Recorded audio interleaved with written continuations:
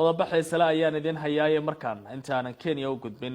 iyaan u soo laabanay sheekooyin kale ayaa la balaanidigeeyo doorashooyinka Jubaland oo sheekooyin laga soo warinayo walaa xoogan ayaa laga muujinayaa doorashooyinka dhawaan la filayo inay ka dhacaan maamulka ku yaala koonfurta Soomaaliya ee Jubaland halkaas oo la filayo in dhawaan la soo xulo mudanayaasha golaha wakiilada ee maamulkaasi iyo sidoo kale in la doorto madaxweynaha maamulkaasi Jubaland maadaama xilkii Axmed Maxamed Islaam Madoobe oo iminka gabagabo ku sii dhow yahay haddaba qaar ka mid ah dadka musharaxiinta ay u taagan xilkaasi iyo odayaasha dhaqanka ayaa waxay leeyihiin walaac badan ayaa jira qaarkoodna waxayba fariin u dirayaan dowladda federaalka ee Soomaaliya Axmed Ciide Deeriye ayaa warkan goortii horeysa ka soo diray magaalada Kismaayo waxaana uu ku eegayaa shir shala dhacay oo xildhibaan dadka mas'uuliyiinta ee musharaxiinta qaar ay ku hadleen weedho aad u adag oo muujinaya halka dhiilada doorashadu ay gaarsiisan tahay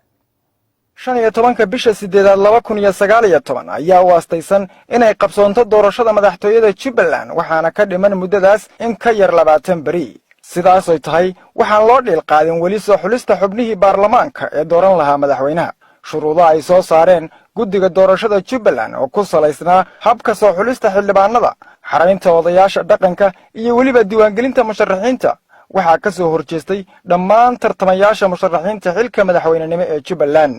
ayagoona isbuucii hore ku dhawaaqay in kalsoonidii ay kala noqdeen guddiga doorashada wixii intaas ka dambeeyay murashaxiinta ayaa bilaabay kulamo ay la yeelanayeen qaybaha kala duwan ee bulshada Kismaayo ayagoona ugu dambeyn maanta ku dhawaaqay in saacadaha soo socda ay sameyn doonaan guddi doorasho oo 15 bisha August qabta doorasho xor iyo xalaal waa ka Cabdirashiid Maxamed Xidig oo ka mid ah tartamayaasha xilka madaxweynenimo ee Jubaland oo faahfaahinaya arrimahaasi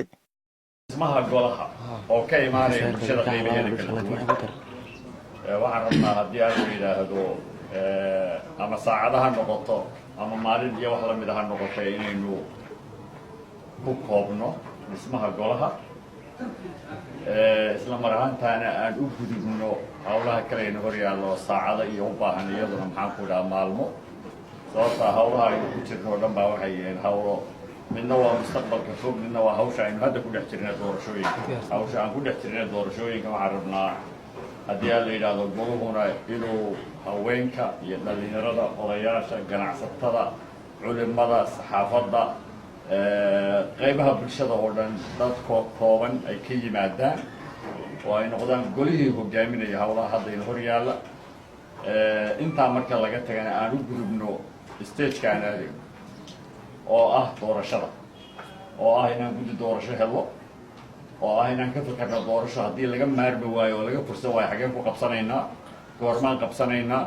inaan ka fikirna iyadana hawlaheenu marka waa maalmo iyo saacado waxaan ka hadlayno iyo asbuuc iyo wax la mid ah intaa horta in la wada abaaro annagu haddaad sidaad aragtaan murashaxiintu waa midaysan yihiin odayaasha dhaqanka ee madasha ku sugnaa ayaa dhankooda muujiyey walaaca ay ka qabaan qabsoomidda doorashada ayagoona baaq u diray dowladda federaalka Soomaaliya beesha caalamka iyo maamulka Jubaland intaba farqadiisa cutubka afraad qodobka 68 farqadiisa koobaad baa tilmaamaysa doorashada madaxweynaha cidda leh waa baarlamaan madaxweynaha iyaga dooranaya guddiga doorashaduna baarlamaankaas ka imaanaya guddigan shacabka ah oo bareebadka ah waxay gaarsiiyaan guddoonka baarlamaanka doorashadiisa ay gaarsiiyaan guddoonka baarlamaankuna marka uu asagu guddoonka la magacaabo ninka ugu daada weyn baa marka hore yaa shir guddoomiya guddoonka la doortaa guddoonka marka la doorto halkaas shaqadoodii ku egtahay waxa guddi baarlamaanka ah oo guddoonka baarlamaanku magacaabo baarlamaan ah baa yaa sameeya arinta waxa la rabaa inaan laga duwin sida ay inoo tahay dastuurkeenu siduu qeexayo iyo sida dastuurka ee dowladda federaalka uu qeexayo iyo sida doorashooyinkeenu habraac ay lahaayeen inaan laga bedelin Jubaland madaxda ahaan jirtay marka hore haddana waxa weeyaan xilkii uu ka dhamaaday tartanka inay qaarkood ka qayb galaan rabaan waxaan leeyahay miiska imaada waxaad haysataan walaalayaal miiska soo saara waxa weeyaan cadanku cuntamaynin lama cararo waxa weeyaan annagana sidii bisadiidan ma caydin karo idinkana waxaan rabaa inaad miiska soo saartaan waxay naga dhexeeya si nabadgelyo ah oo dadkeenna iyo dalkeennaba ay ku badbaadaan haddaad yeeli weydaan oo idinka idinla qumanaata inaad wax la carartaan waxaa weeye biyo fadhiya biyo socdaa ka badan way kiciyaan la hadlayaa beesha caalamkaan la hadlayaa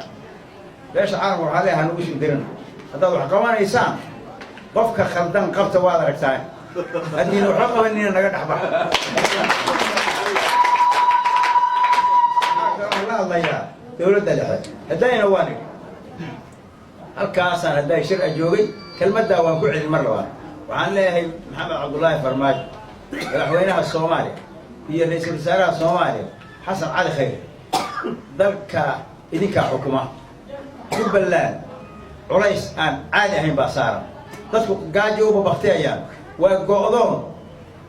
waxa weeye waxaan idinka codsanayaa laba midkii idin roon maanta yeela iscasila tallaabo la garan kara ka qaada jubbaland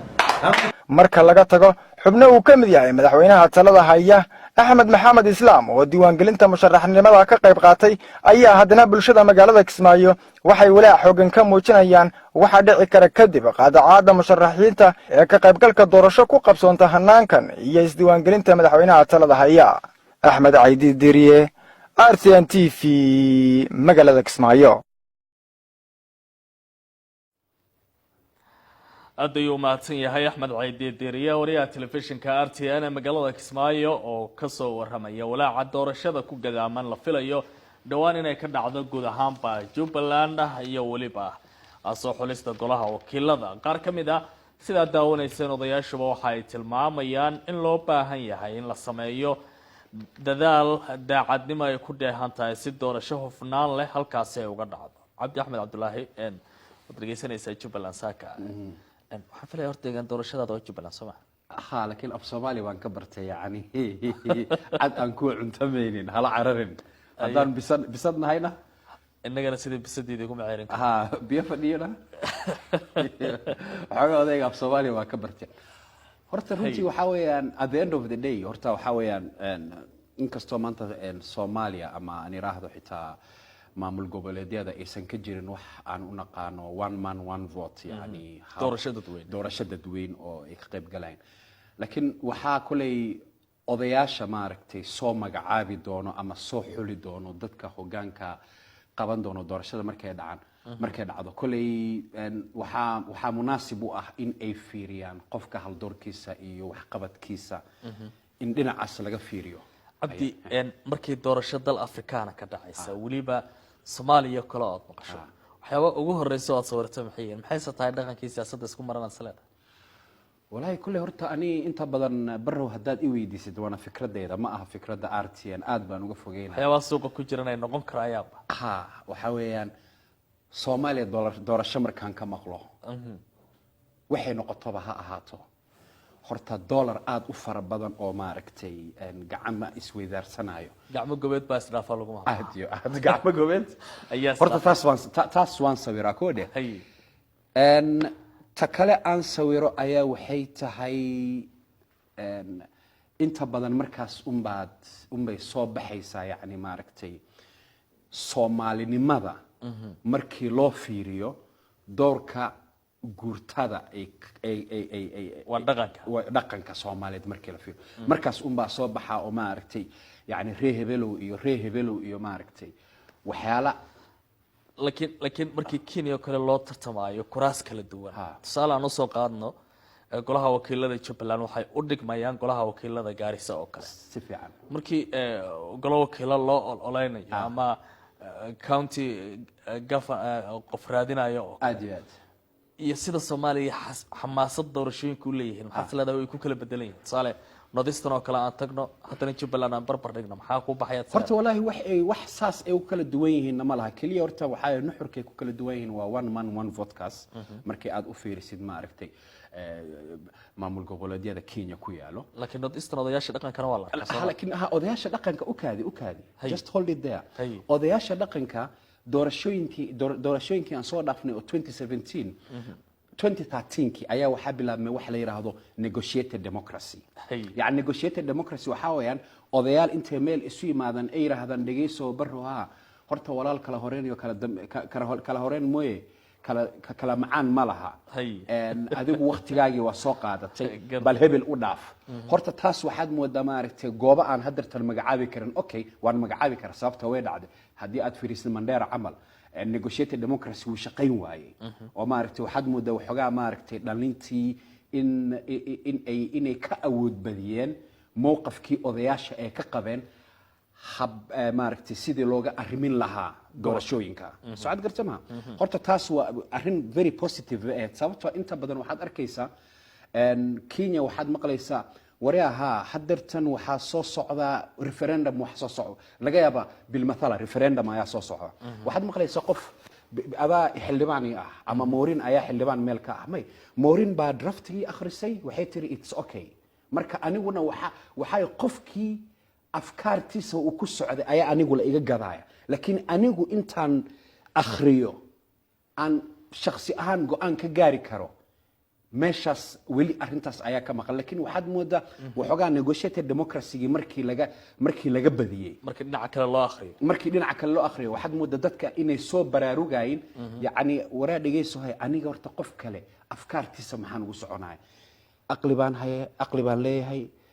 maaragtay lixaad waa taam marka anigu aan go'aankayga gaaro sababta codka ani un baa ridaya cid kale oo maaragtay i ag joogto waa aniga iyo ilaahaygii untay iyo qalinkii warqadda aad si fiican waa tahay waan filaynaa Soomaaliya taasi inay gaari doonto la arkay dadka oo goobaha codeynta ama ballot boxyada ag taagan oo codadkooda ridan doona waliba waa rajada ugu weyn oo maanta shacabku taagan taasi haday dhacdo maxay noqonaysaa mataqaana dhowr iyo 40 sano kadib ama ku dhawaad 50 sano doorashada dimuqraadiga ay dhacdo marka waa la eegi doonaa meesha u dambaysa arrintaasi